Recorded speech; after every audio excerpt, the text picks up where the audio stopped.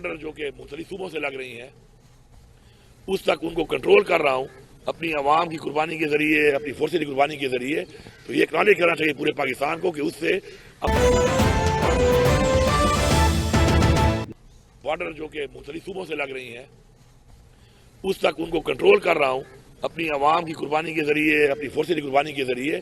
तो ये एक्नॉलेज करना चाहिए पूरे पाकिस्तान को कि उससे अमन पूरे पाकिस्तान का कायम है। वरना इससे पहले यही लोग जो है वो लाहौर और कराची और पाकिस्तान के इस्लामाबाद और पीढ़ी जैसे शहरों में जाकर एक्टिविटीज करते रहे हैं। दहशतगर्दों को कंट्रोल कर लेंगे, अमन अमान कंट्रोल करना वफाकी हुकूमत की जिम्मेदारी है। सूबाई हुकूमत भी अमन अमान बेहतर बनाने के लिए इक़दाम कर रही है। जो खलाया है उसे पुर करने में वक्त तो लगेगा। सिविल नाफरमानी की तहरीक के बारे में पीटीआई के फैसले पर अमल करेंगे। खैबर पख्तूनख्वा हुकूमत की कारकर्दगी अच्छी है। IMF ने भी हुकूमत की तारीफ की। वज़ीर आला अली अमीन गंडापुर की मीडिया से गुफ्तगू।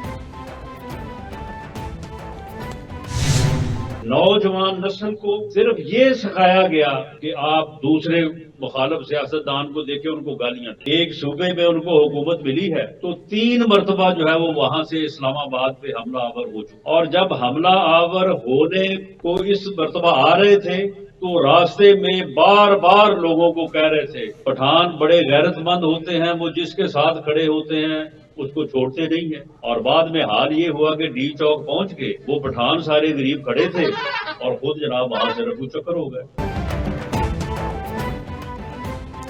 मुशीर वज़ीर आज़म राना सनाउल्लाह कहते हैं कि एक सूबे में इनको हुकूमत मिली, ये 3 बार इस्लामाबाद पर हमलावर हुए। तीसरी बार डी चौक पहुंचे तो KP के अवाम खड़े रहे और वो भाग गए। पंजाब से 10 बंदे भी ना आ सके। मुल्क से नफरत की सियासत का खात्मा करना होगा। बच्चों को सिर्फ मुखालिफिन को गालियां देना सिखाया गया। ये फेक न्यूज़ से नौजवानों को गुमराह कर रहे हैं। 2018 में खिदमत की बजाय गाली की सियासत को जगह दी गई। आज जो गुमराह कुन ब्रीफिंग फॉरेन मीडिया को भी दी जा रही है वो झूठ पे मबनी है। उसमें कोई उसका हकायक से दूर दूर तक कोई ताल्लुक नहीं है।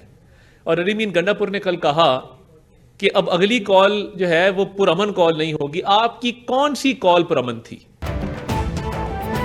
वफाकी वज़ीर इत्तलात अता तारड़ ने कहा कि वज़ीर आला खैबर पख्तूनख्वा अली अमीन ने चंद इल्ज़ामात लगाए। वज़ीर आला KP की मुल्क दुश्मनी को आवाम के सामने रखना चाहता हूँ। इनके इल्ज़ामात झूठ और फसाद पर मबनी हैं। अली अमीन ने कहा कि इस बार एहतजाज पुरअमन नहीं होगा। सवाल यह है कि पहले आपका कौन सा एहतजाज पुरअमन हुआ है? उषा बीबी अपने खिताब में कारकुनों को वरगला रही थी। PTI ने 9 मई को जो कुछ किया कौम कभी नहीं भूल सकती।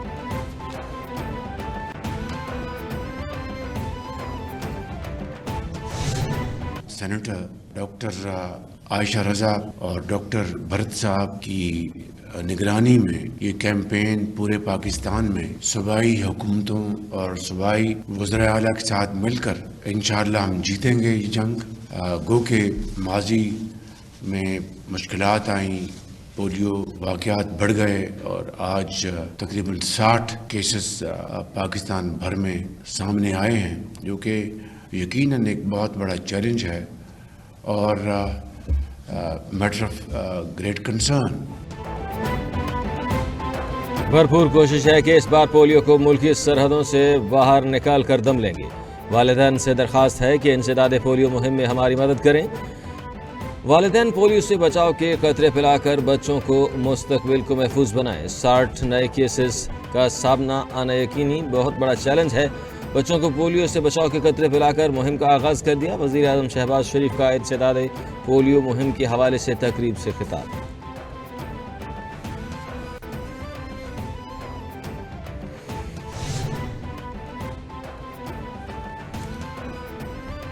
यूनान में 3 किश्तियां लुटने से 5 तारकीन वतन हलाक। 40 से ज़ायद को बचा लिया गया। गैर मुल्की मीडिया के मुताबिक यूनान के जनूबी जजीरे के करीब कश्ती लुट गई। 5 तारकीन वतन डूब कर जिंदा बचने जाने वालों में अब पाकिस्तानी थे। कोस्ट गार्डियन ने यूनान के कहा कि ताहाल मुतअद्दिद लापता अफराद की तलाश के लिए रेस्क्यू ऑपरेशन जारी है। यूनान हुक्काम के बताने से कासिर हैं कि कश्ती में मजमूई तौर पर कितने तारकीन वतन सवार थे।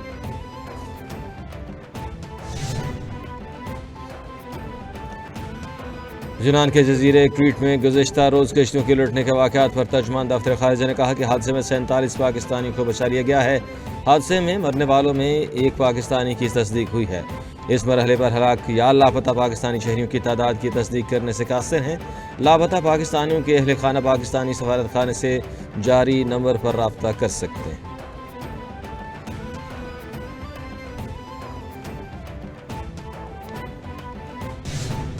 We promoted public-private partnership to enhance resource mobilization and encourage investments.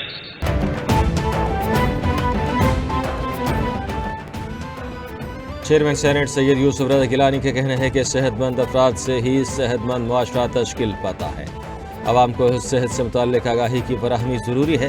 علاج معالجے کی سہولیات شہریوں کا بنیادی حق ہے۔ کسی بھی معاشرے میں صحت کا شعبہ انتہائی اہمیت کا حامل ہوتا ہے۔ دیہی علاقوں میں صحت کی سہولیات بنانا یقینی ہے۔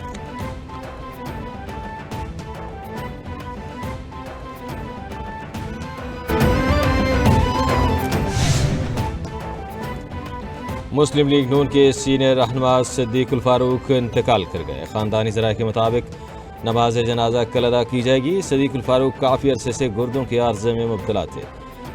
علالت کے دوران لیڈرشپ میں کسی نے مزاج پرسی نہیں کی۔ مرحوم سابق وزیر اعظم نواز شریف کے پریس سیکرٹری کے عہدے پر رہ چکے ہیں۔ Siddique Al-Farooq house building finance corporation متروکہ وقف املاک بورڈ کے چیئرمین بھی رہے ہیں۔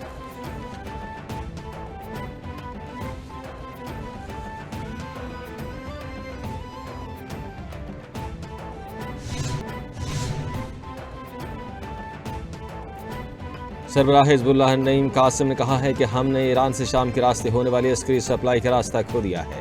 امید ہے کہ نئی حکومت آنے کے بعد یہ راستہ پھر بحال ہو جائے گا یا ہم نئے راستے تلاش کریں گے۔ شام کے نئے حکمران بھی اسرائیل کو دشمن ہی تسلیم کریں گے۔ اسرائیل سے معمول کے تعلقات نہیں بنائیں گے۔ شام کے حالات کو مستحکم کرنے تک شامی باغیوں کے بارے میں رائے قائم نہیں کر سکتے۔